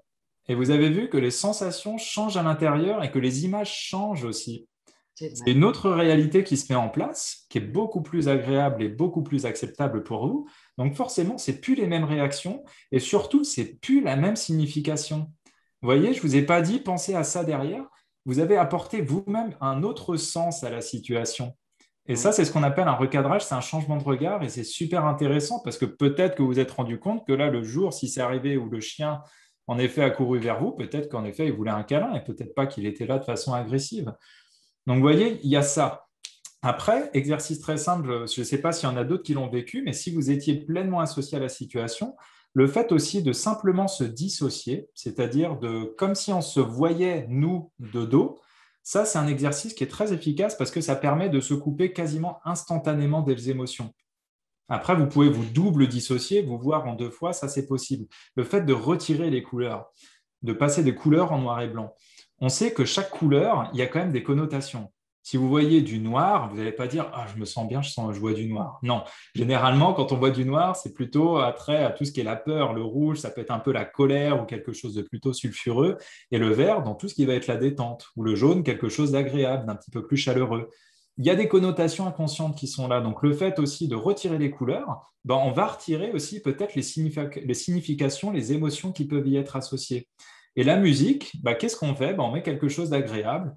C'est un ancrage, c'est le petit interrupteur. Vous aviez la musique là, du professionnel. Si c'était un moment qui était agréable pour vous, que si apparemment il y a une émotion positive associée dessus, à chaque fois qu'on met cette musique-là, il y a la sensation qui est associée, qui revient sur un événement qui était à la base traumatisant peut-être. C'est plus la même signification. Donc vous avez vu, en jouant simplement sur le VACOG, donc sur les représentations, là, on a fait la synesthésie, c'est la combinaison des sens. On a vu en même pas 1 minute, une situation qu'on voyait qu'on subissait, qui était stressante, qui était impactante, en jouant là-dessus, c'est vraiment du jeu. Je pèse les mots, c'est du jeu. On donne une autre signification, ce qui fait que derrière, on a un impact qui est beaucoup moins impactant, voire on peut arriver à quelque chose de positif, comme c'est le cas pour vous. OK ? Ça, c'est le premier exercice. D'accord? Donc, vous vous imaginez au cinéma, vous prenez votre situation, vous jouez sur les couleurs, vous jouez sur les formes, vous vous dissociez, puis vous mettez peut-être un autre son ou vous éteignez le son. Et c'est obligé qu'il se passe quelque chose à l'intérieur de vous. C'est obligé qu'il y ait du changement. Donc ça, c'est le premier exercice. Alors, le deuxième exercice qu'on vous propose, alors là, c'est pareil, c'est tout simple. Et c'est un exercice qu'on peut utiliser soit pour la peur, soit pour une douleur physique, une douleur morale, une émotion, peu importe. À partir du moment où il y a quelque chose qui vous dérange, cet exercice-là, il va pouvoir être utilisé. Comme je vous disais tout à l'heure, le cerveau ne fait pas la différence entre le réel et l'imaginaire. Donc, à partir du moment où je vais vous demander d'imaginer quelque chose, votre cerveau, il va croire que c'est vrai. Alors, ce que je vais vous demander, c'est de fermer les yeux, parce que pourquoi on ferme les yeux? Tout simplement, comme ça, on est plus libre avec soi-même. On se coupe de tous les stimuli extérieurs et on peut mieux vivre l'expérience de l'intérieur. Alors, prenez le temps de fermer vos yeux, de bien vous poser dans votre espace intérieur. Voilà, et puis vous allez penser à une peur. Pareil, on va rester sur quelque chose d'intensité à 5 maximum. Voilà, prenez une peur. Et cette peur, vous allez imaginer que vous portez un ballon juste devant vous. Alors, vous allez lever vos mains, les décoller du corps. Vous allez les mettre à peu près à la hauteur de la poitrine. Et vous allez prendre le temps de ressentir ce ballon, sa taille, sa forme, sa couleur, le poids de ce ballon. Donc, vous avez les mains levées au niveau de la poitrine. Voilà, réellement, vous faites le geste. Vous imaginez ce ballon que vous avez là entre les mains. Et avec le pouvoir de votre imaginaire, vous allez imaginer que vous mettez votre peur et tout ce qui la compose dans ce ballon. Vous mettez cette peur et toutes les conséquences de cette peur, toutes les réactions physiques, émotionnelles, tout ce que cette peur elle a comme conséquence dans votre vie. Je vous laisse quelques instants pour le faire.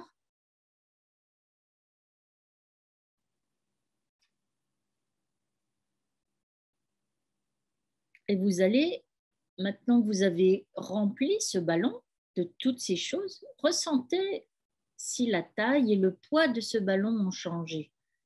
Peut-être qu'il est plus grand, plus large, plus haut.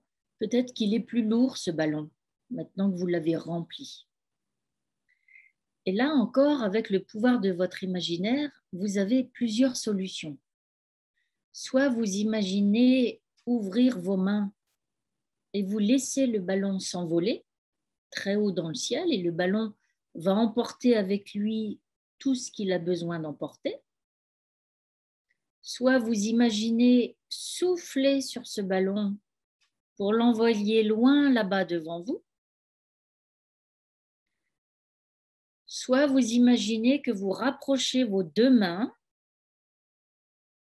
et plus vous rapprochez vos deux mains, plus le ballon se rétrécit, plus les informations contenues à l'intérieur se détruisent, jusqu'à temps que vos deux mains soient bien collées les unes contre les autres.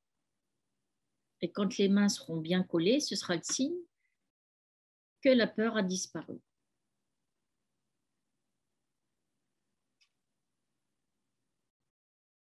Voilà, et quand vous aurez fait tout ça, vous pourrez prendre une ou deux bonnes grandes respirations, rallumer vos micros et me dire comment ça s'est passé pour vous. Mais prenez tout le temps dont vous avez besoin pour faire l'exercice. J'imagine un ballon. Dans ce ballon, je mets ma peur et ce qui la compose, toutes les conséquences. Et je peux ouvrir mes mains et laisser partir le ballon. Ou bien je peux détruire tout ce qu'il y a dedans. Je peux imaginer aussi claquer le ballon par terre, le détruire, le dynamiter, lui mettre un coup de couteau pour le faire exploser, le brûler, le mettre dans les WC. Enfin, après, voilà, tout est possible. Alors, dites-moi, en rallumant vos micros, comment ça s'est passé pour vous, là, dans ce petit exercice?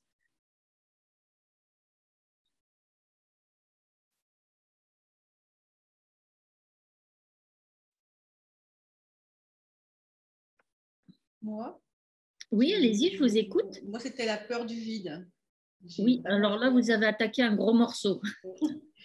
Et mon ballon était extrêmement lourd, mais très lourd. Hein. J'avais l'impression que je ne pouvais même pas le porter à bout de bras. Ben oui, là, il y a du lourd dans la peur du Ouais. vide. Bon, après, je l'ai lâché, mais il faudrait que je puisse remonter quelque part pour voir si ma peur du vide est partie ou pas. Alors, je ne dis pas qu'elle va être partie à 100%, Je sais mais pas. vous aurez quand même, vous serez quand même délesté de quelque chose.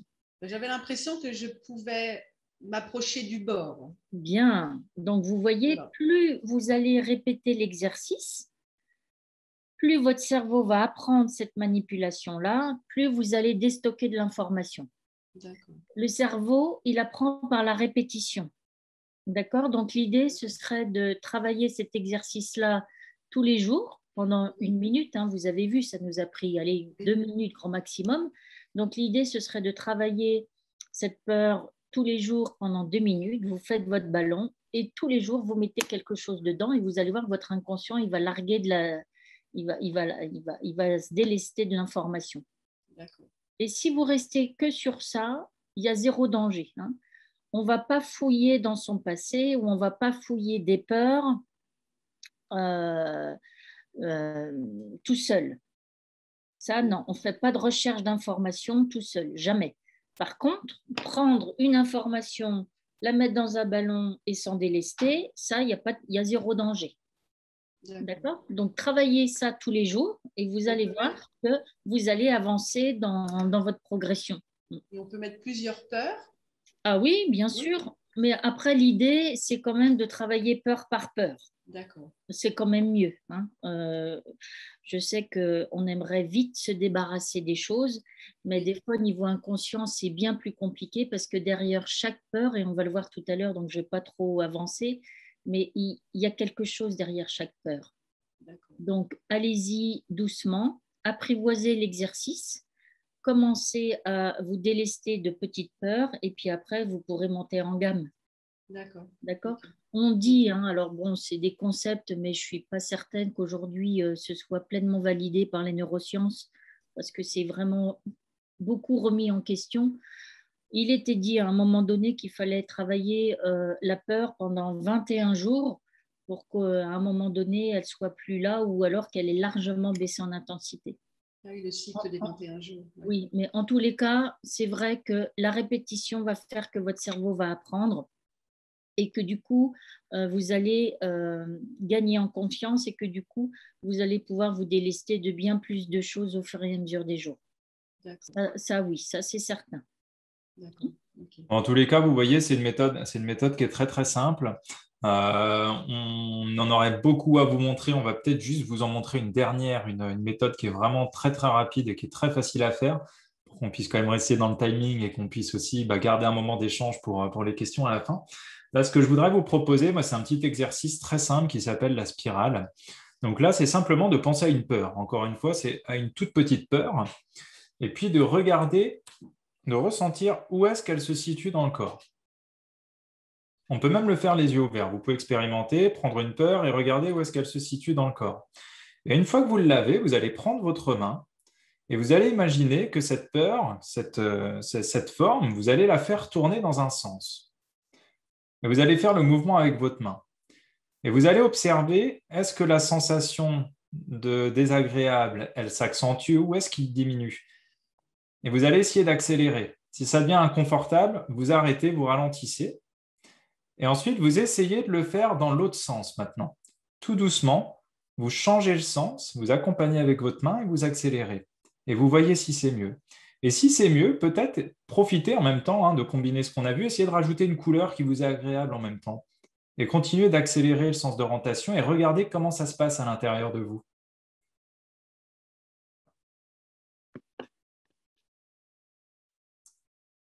Ok.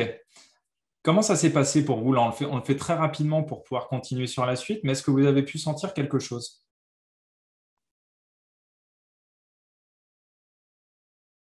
On ne l'a pas fait, on vous a juste écouté. Ah d'accord, ok. Ok.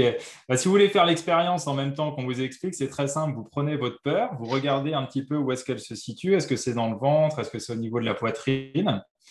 Vous prenez un petit moment quand même pour ressentir. Et puis, s'il y a déjà un sens de rotation, observez dans quel sens ça tourne.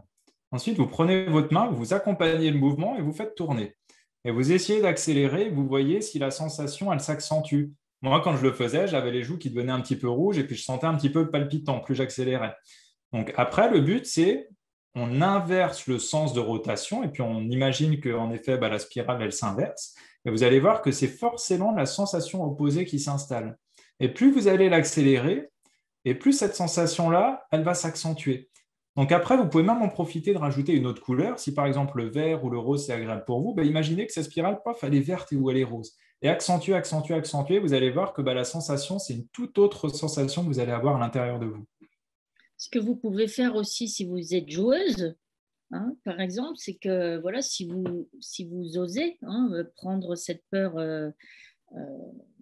à bras-le-corps, j'allais dire, donc vous prenez cette peur à pleine main, pareil, vous la faites tourner dans un sens pour voir comment, quand je la fais tourner, quand elle diminue. Une fois que vous avez repéré dans quel sens elle diminue d'intensité, moi, je vais vous demander de faire l'exercice inverse. C'est vous allez prendre la peur et vous allez augmenter la tournée dans le sens où elle augmente en intensité. Vous la tournez, tournez, tournez, tournez, tournez jusqu'à temps qu'elle monte, qu'elle monte, qu'elle monte, qu'elle monte. Et vous allez voir qu'à un moment donné, notre cerveau, il est super bien fait. À un moment donné, quand l'intensité est trop forte, paf, la peur, elle éclate. Ça, c'est pour ceux qui sont un petit peu joueurs. Ouais, mais on va s'arrêter là pour l'instant. En tous les cas, vous avez vu, il y a 3 possibilités déjà là, dans votre boîte à outils. Maintenant, c'est vous avez l'écran de cinéma, vous avez le petit ballon et vous avez la spirale de faire tourner. Donc ça, vraiment, c'est hyper rapide. Et rappelez-vous, c'est la répétition qui va faire que vous allez gagner en efficacité. Plus vous allez pratiquer, plus les effets seront immédiats et rapides également. Et vous avez la posture. Rappelez-vous, si je mets la tête en haut, que je redresse les épaules, que je suis bien ancrée sur mes pieds, tout de suite, je change ma chimie du corps. Ouais. C'est instantané. Ouais. Donc, en tous les cas, voilà, il y a une petite citation qui résume bien tout ce qu'on a vu ensemble, c'est que celui qui regarde à l'extérieur rêve, que ce soit positivement ou qui peut faire aussi des cauchemars, et celui qui regarde à l'intérieur s'éveille. Donc vraiment, ne pas avoir peur d'aller explorer ces émotions à l'intérieur, parce qu'elles ont forcément un message à transmettre, où il y a forcément quelque chose à l'explorer pour en tirer du positif derrière. Si on restait avec cette peur du chien qui nous saute dessus avec ses sensations, on serait embêté à vie.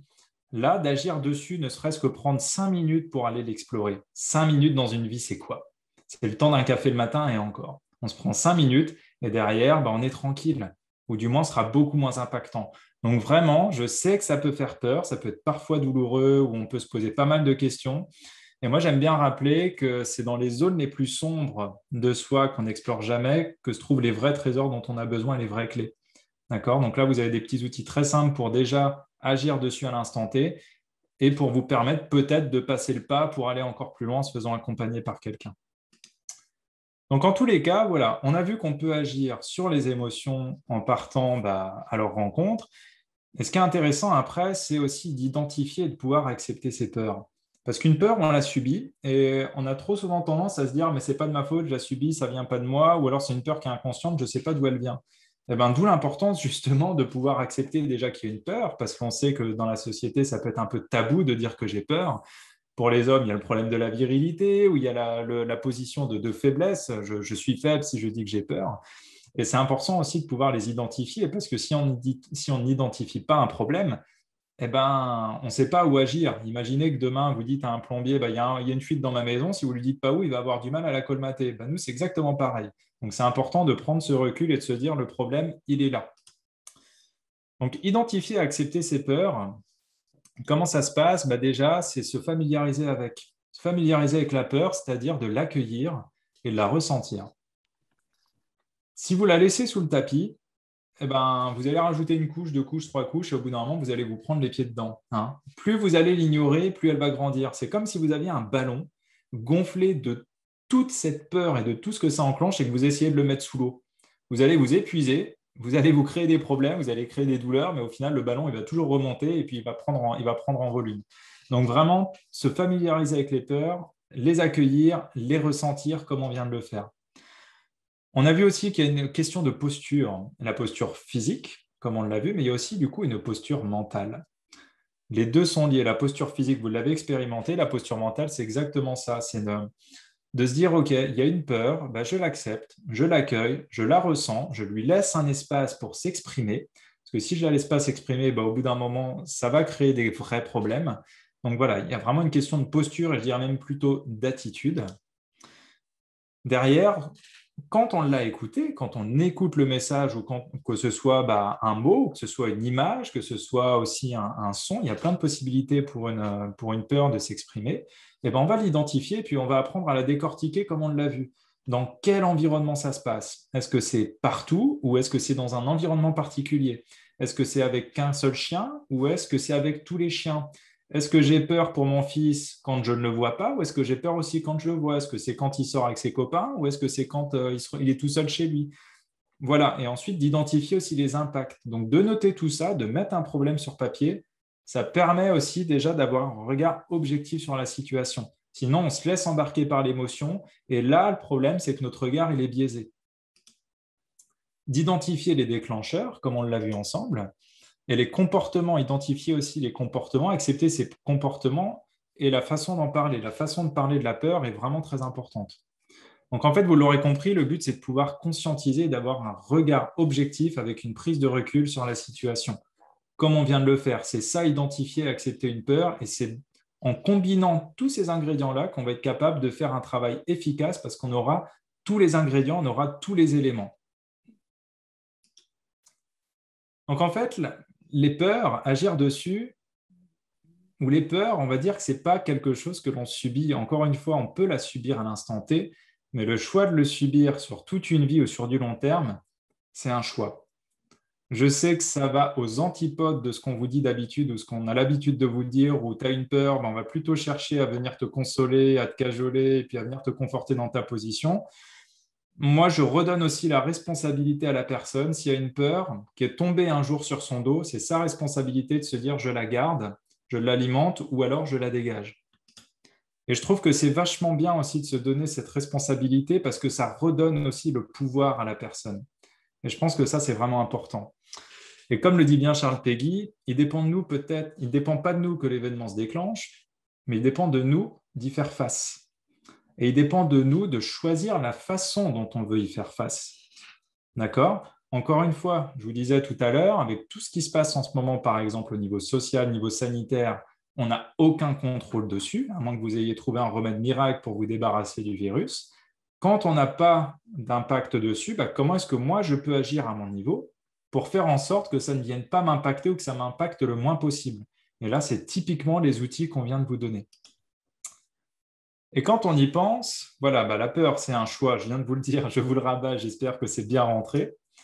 Et quand on y pense, regardez, j'aime beaucoup cette image parce qu'elle est très représentative. Quand on a une peur, un petit peu encore, qui est dans le dos, des fois, on croit que elle est immense, alors que quand on se laisse embarquer, en effet, dans l'émotionnel, c'est immense et c'est biaisé et on fait des généralisations. Et si on se retourne, on se rend compte qu'en fin de compte, peut-être que ce qu'on pensait être une grosse bête, un gros félin, un gros lion, derrière, en fin de compte, c'est juste un petit chat. Et le petit chat, on arrive à le voir quand on prend cette prise de recul, quand on décortique le problème et qu'on apporte un regard objectif. Et entre nous, moi, je préfère affronter un chat qu'un lion, parce que le lion, ce serait beaucoup plus difficile à s'en débarrasser. Le chat, quand même, beaucoup plus simple. Et c'est là que vous allez vous rendre compte que le problème, il n'est pas partout, il est peut-être sur un point spécifique. Et c'est quand même beaucoup plus facile de travailler quand on a bien identifié le problème. C'est la même chose pour la peur des araignées. Quand on y pense, on a peur des araignées, mais en fait, quand on compare la petite bête avec la grosse bête qu'on est, franchement, elle ne fait pas le poids, quoi.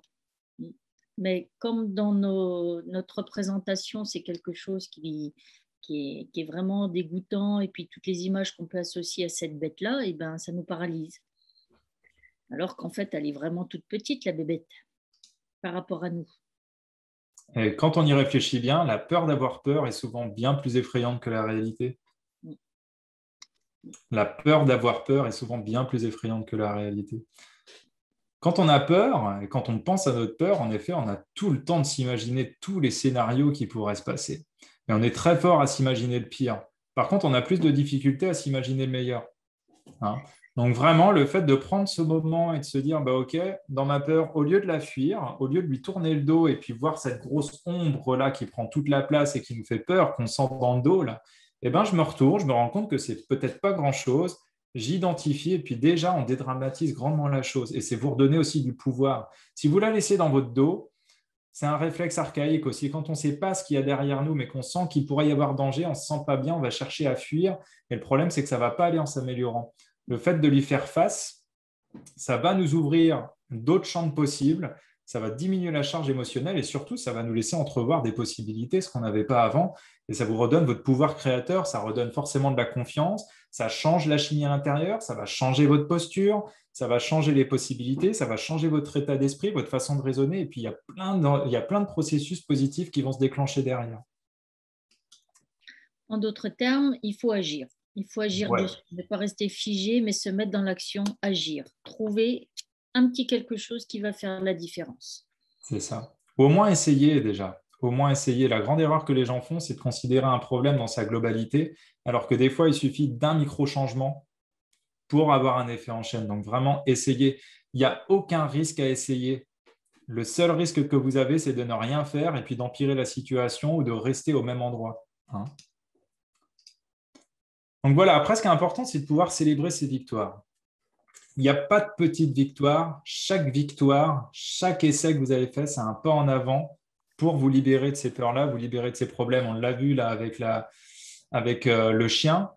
Eh ben, en 2 minutes, le fait de pouvoir l'exprimer, c'est pour ça aussi qu'on vous demande vos retours et de pouvoir l'exprimer, parce que le fait d'en parler, bah, c'est déjà une manière de se reconstruire. C'est une manière de se dire, j'apporte une autre signification dessus, j'ai compris les choses, j'apporte de nouveaux éléments, je pars sur une nouvelle base. Il y a une phase d'acceptation, c'est de se dire, bah, j'avais peur avant, j'ai accepté de partir à mes émotions, dans l'exploration de mes émotions, de tester d'autres choses. Et ça, c'est une forme de pardon aussi. Et le pardon, il est très important dans la gestion des peurs, parce que si on ne se pardonne pas, on va venir réalimenter cette peur qu'il y avait avant. Mais une fois qu'on a fait le pardon, on coupe en fait, c'est comme si on coupait le fil qui nous rattachait à cette émotion et à cette peur. Et quand on retire... Ouais. Non, je disais le pardon, c'est en fait ce qu'on disait tout à l'heure aussi, c'est de remettre de l'amour entre cerveau et cerveau bas pour remettre le système en équilibre. Et puis regardez, si on reprend encore l'exemple du chien, je ne sais pas quand est-ce que ça s'est passé, mais peut-être que c'est une situation qui s'est passée quand vous étiez enfant. Et quel plus beau cadeau que de se dire, bah ok, j'ai pris conscience que cette peur-là, elle est née il y a longtemps. Ok, bah je pardonne peut-être à cette petite fille qui a eu peur, et puis je me pardonne pendant toutes ces années de ne pas avoir vu ce qui se jouait. C'est ok, je l'accepte, et maintenant, aujourd'hui, en sachant ça, je décide de me reconstruire et d'en faire une force. Eh ben, entre nous, moi, je trouve que là, ça envoie et ça fait plaisir plutôt que de subir la situation pendant des années. Et voilà, un problème, il est surpassé lorsque l'on est capable de le regarder et de lui sourire. Ça, c'est votre indicateur. Quand vous êtes capable de regarder un problème ou une situation traumatisante de votre passé que vous avez vécu et que vous pouvez lui sourire et en parler librement autour de vous, c'est OK. Et c'est pour ça, quand on entend des fois des personnes qu'on accompagne ou des personnes qui ont vécu des traumatismes pas possibles, comme des viols, des tentatives de meurtre, ou des personnes qui ont eu des graves accidents ou qui ont subi des situations violentes et qui sont capables d'en parler, il y en a qui disent mais ils n'ont pas de cœur, c'est pas normal, etc. Mais si, mais au contraire, c'est justement que ces personnes, elles ont fait tout ce travail en amont pour se libérer de toutes ces charges émotionnelles, pour comprendre ce qui s'est passé. Il y a eu cette phase de pardon et aujourd'hui, c'est plus quelque chose qu'elles subissent, mais c'est une ressource et c'est une force qu'elles emportent avec elles. Et c'est pour ça que les personnes qui ont eu des choses traumatisantes, qui sont capables d'en parler facilement, elles le font. C'est parce qu'elles sont passées par tout ce processus-là. Donc au final, la peur, on peut le voir comme une fatalité ou on peut le voir comme quelque chose qui est hyper impactant, négativement. Mais avec toutes ces connaissances-là, moi je sais une chose, c'est que ce soir, quand vous allez quitter cette conférence, vous allez vous rendre compte que les peurs, vous avez le pouvoir sur elles et qu'elles vous apporteront des superbes ressources à partir du moment où vous allez commencer à travailler avec. Que les peurs, c'est des messagers qui vous veulent du bien. Les émotions négatives, c'est des messagers qui vous veulent du bien. C'est des émotions qui toquent à votre porte pour vous dire « Eh oh, là, il y a quelque chose à dire ». Si vous ne l'écoutez pas, ils vont taper de plus en plus fort. Jusqu'au moment où ils vont venir défoncer la porte et ça peut être un burn-out, ça peut être une crise de nerfs, ça peut être une dépression parce que vous ne l'aurez pas écouté. Et si vous aviez pris ne serait-ce que 2 secondes, comme on l'a fait tout à l'heure pour écouter, peut-être qu'elle était là pour vous dire « Tiens, il s'est passé ça dans le passé, regarde, je te montre tout ce qui s'est passé pour que tu puisses travailler dessus et qu'aujourd'hui tu puisses en faire une force et que tu puisses cette énergie-là la mettre dans quelque chose de positif pour toi. » Pour conclure, je dirais qu'une peur, en fait, c'est un besoin qui n'est pas satisfait. Ouais, Tant exactement. qu'on ne satisfait pas ce besoin, et ben, la peur, elle se manifeste. Voilà. Votre peur, il n'est pas là pour vous détruire, il est là pour vous réveiller des signaux, pour vous aider à survivre, à évoluer. On va vous laisser sur cette dernière citation, je pense, qui permet de bien boucler cette conférence de Gandhi, qui dit que le plus grand voyageur n'est pas celui qui a fait 10 fois le tour du monde, mais celui qui a fait une seule fois le tour de lui-même. Donc, encore une fois, s'il y a une chose à comprendre, c'est que toutes les ressources, elles sont en vous.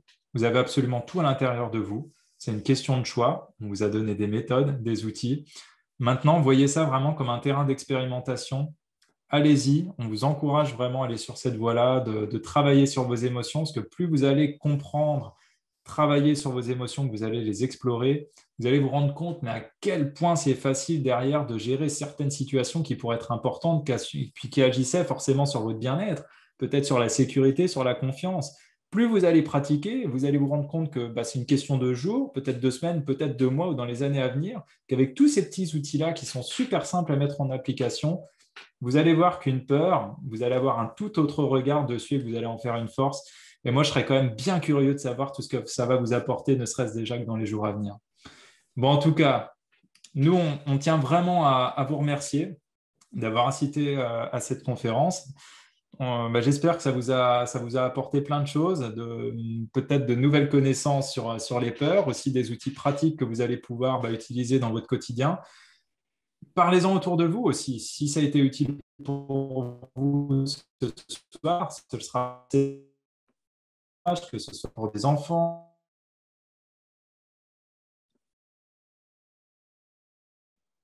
Ah, Pierre, on t'a perdu. Voilà. On t'a perdu, Pierre. Il y a une coupure pendant 1 minute, même pas.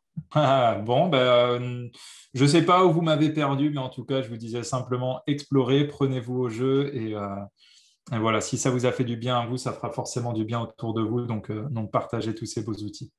Voilà. Et puis on en profite de le dire maintenant pour laisser place ensuite aux questions-réponses. Il y a un programme qu'on a monté qui s'appelle Se libérer des peurs, donc qui est présent sur le site internet pierreleju.fr, qui est un programme en 7 jours où on va pousser justement tous ces sujets-là et puis on va donner également d'autres outils. Il y a des petits livrets, des exercices pratiques, il y a vraiment beaucoup de ressources. Nous, pendant cette situation-là, on a décidé de faire un gros effort. Donc, je vous ai mis en place un code promo pour avoir accès à ce programme-là, vraiment pour une bouchée de pain. Donc, le programme, il est valable pendant 2 jours. Le code promo est valable pendant 2 jours. Voilà. Donc, après, vous allez voir dessus, il y a également sur la page de présentation, il y a un audio, un petit podcast que j'ai créé qui s'appelle Se libérer des peurs et puis faire connaissance avec ces peurs. Donc, vous pourrez toujours en profiter déjà ça gratuitement.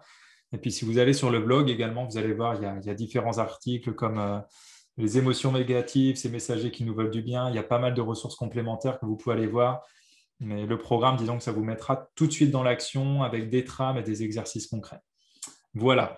Bon, en tous les cas, on espère que cette conférence, elle vous a plu. Et puis, si vous avez des questions, c'est le moment. Nous, on se tient à disposition encore pendant quelques minutes pour pouvoir y répondre. Alors, on a une question de Cindy. Coucou Pierre, ça va bien? Et toi? C'est une question, donc je vais répondre. Oui, Cindy, ça va très bien. Merci. Puis content que ça t'ait plu. Alors, est-ce que vous avez des questions? Auquel cas, vous pouvez soit l'écrire dans le chat ou soit mettre votre micro et puis nous le dire directement. Ou tout simplement un retour sur la conférence, ce que vous en avez pensé.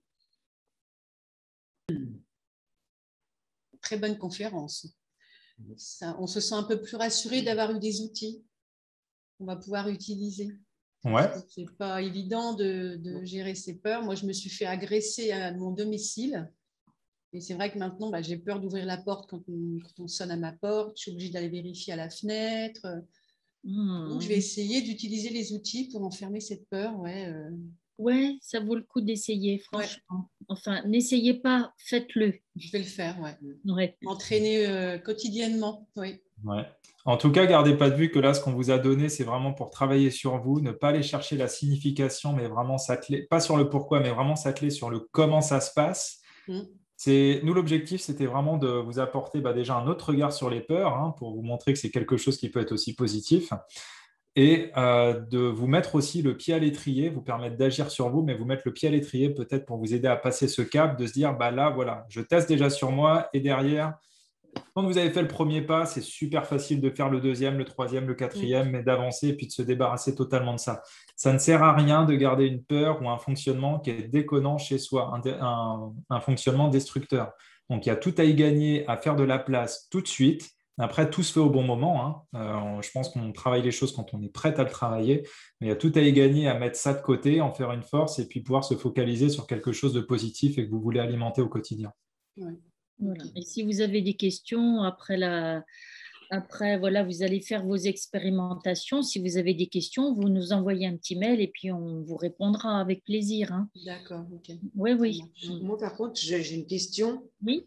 Les outils que vous nous avez donnés là, pour se libérer de ces peurs, ça fonctionne aussi bien pour les peurs concrètes que les peurs abstraites. On pourrait s'imaginer, comme dans mon cas, moi, avec mon fils. Oui. De la même façon. Après, voilà, derrière certaines peurs, bien sûr, il peut se cacher des traumatismes ou des choses un petit peu lourdes. Donc là, vous allez déjà commencer à travailler dessus toute seule. Vous allez libérer une certaine charge émotionnelle. Et peut-être qu'à un moment donné, ça ne suffira pas et que vous aurez besoin de vous faire accompagner par quelqu'un. Mais en tous les cas, ça vaut vraiment le coup d'essayer déjà d'agir par vous-même, hein. Il y aura déjà du résultat, c'est sûr. Ouais. Et vaut mieux faire ça que ne rien faire du tout. C'est clair. En tous les cas, gardez à l'esprit que vraiment les outils qu'on vous a donnés, moi j'aime bien dire qu'on est un peu des électriciens du cerveau quand on travaille en hypnose, en PNL ou tout ce qui est outils un peu thérapeutique. C'est que là, les outils qu'on vous a donnés, c'est vous avez votre peur et il y a tout un tas de fils qui permettent de réaccéder à cette peur, que ce soit du visuel, de l'auditif, du kinesthésique, du ressenti, de créer, du remémorer. Là, agissez sur autant de fils que vous pouvez, coupez-les, faites en sorte qu'ils soient plus impactants.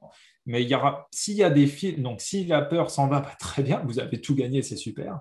Par contre, s'il y a des petits fils encore qui restent, où vous voyez que là, c'est du costaud, ou que vous ne sentez pas prête à y aller, ou que voilà, ça amorce le pourquoi des choses, là, par contre, c'est bien de se faire accompagner. Pourquoi ? Parce que vous allez avoir votre propre regard sur la situation et votre mental va forcément biaiser ce que vous allez percevoir. Rappelez bien que le mental, il ment en permanence. Soi-disant pour nous protéger, mais des fois en voulant nous protéger, on omet certaines situations et puis il vient les enfouir, sauf que ça va remonter. Donc c'est pour ça qu'on encourage à travailler sur soi autant que possible. On encourage aussi sur certaines choses de se faire accompagner pour avoir justement cette personne qui va apporter un regard objectif, qui va vous aider à avoir ce regard objectif sur la situation pour pouvoir l'aborder en toute sécurité. Si vous restez sur ce type d'exercice tout simple, sans chercher à creuser, il y a zéro danger. D'accord ? Encore une fois, on ne va pas fouiller son passé, on ne va pas fouiller les peurs, on la prend, on la transforme, on la libère. Point barre. Vous travaillerez le jour de votre séance uniquement ce que vous êtes capable de libérer au jour de la séance. D'accord ? Si, admettons, vous voulez vous libérer totalement et que votre inconscient vous dit non, ce n'est pas prêt parce que c'est trop d'un coup, vous ne pourrez libérer qu'un petit pourcentage. Et tant mieux, parce que c'est ça qui va vous maintenir en sécurité. D'accord ? On ne libère le jour de la séance que ce qu'on est capable de libérer. Ouais. D'accord ? Et ça, du coup, il n'y a pas de souci. Ouais. Est-ce qu'il y a d'autres questions ou d'autres remarques éventuelles là ? Alors, je n'ai pas vu. J'ai pris la conférence en cours, mais j'ai beaucoup apprécié. Je vais aller voir votre site. Merci à tous les deux. Merci beaucoup, Sandrine. Merci. Merci beaucoup. Et puis, en tous les cas, également, je vous invite, je vous invite à ne pas hésiter, enfin, je vous encourage même à mettre un petit commentaire sur l'événement Facebook qui avait été créé par le Rucher. Voilà, tout simplement pour dire ce que vous en avez pensé. Un petit like, un petit commentaire, ça ne mange pas de pain. Mais en attendant, ça peut peut-être aussi aider certaines personnes qui n'étaient peut-être pas décidées à suivre la conférence ou peut-être qui se posaient des questions, à passer le pas et puis elles aussi disposer de ces outils-là. C'est toujours un plus. Donc voilà. Top, merci beaucoup. Merci beaucoup, Emeline. Merci à toi d'avoir été là. Voilà, écoutez, on vous remercie d'avoir partagé ce moment avec nous. Enfin, nous, c'est toujours avec beaucoup de plaisir qu'on a à échanger un petit peu sur différents sujets. Donc, comme on l'a dit en début, il va y avoir d'autres thèmes qui vont être abordés prochainement et on aura la grande joie de vous y retrouver selon vos désirs. Ouais. Voilà. On va relaisser la main peut-être à Magali pour fermer cette conférence. C'est quand même eux qui organisent. Oui, c'est juste 2-3 mots déjà pour vous remercier parce qu'effectivement, c'était très bien et très simple. Et en écoutant, je trouve, Géraldine, tu as une voix, je ne sais pas si ça fait la même chose aux autres, mais tu as une voix qui pose. Ça m'a fait cet effet-là. Oui, on a d'autres super conférences, ateliers qui sont prévus avec Géraldine et Pierre. Je crois que j'ai pas retenu le planning, mais de toute façon, vous verrez ça tourner et sur le site du Rucher et dans les newsletters. Donc, si vous prenez votre adhésion, vous serez aussi du coup, vous recevez tous les mois la newsletter dans laquelle vous avez la programmation. Vous avez aussi tous nos événements, toute la programmation sur Facebook. Donc voilà, et puis vous pouvez aussi pousser la porte du Rucher et venir nous demander un petit peu ce qu'il en est. Mais il y a plein de sujets intéressants qui vont être proposés par Géraldine et Pierre. Donc voilà, et puis aussi, donc, la conférence a été enregistrée et d'ici un petit moment, elle sera en libre accès sur notre chaîne YouTube. Mais on fera passer des infos aussi pour vous dire quand elle aura été mise sur la chaîne. Voilà. Écoutez, passez une belle soirée tout le monde et à bientôt. Merci beaucoup. Bonne soirée tout le monde. À bientôt. À bientôt. Au revoir. Au revoir.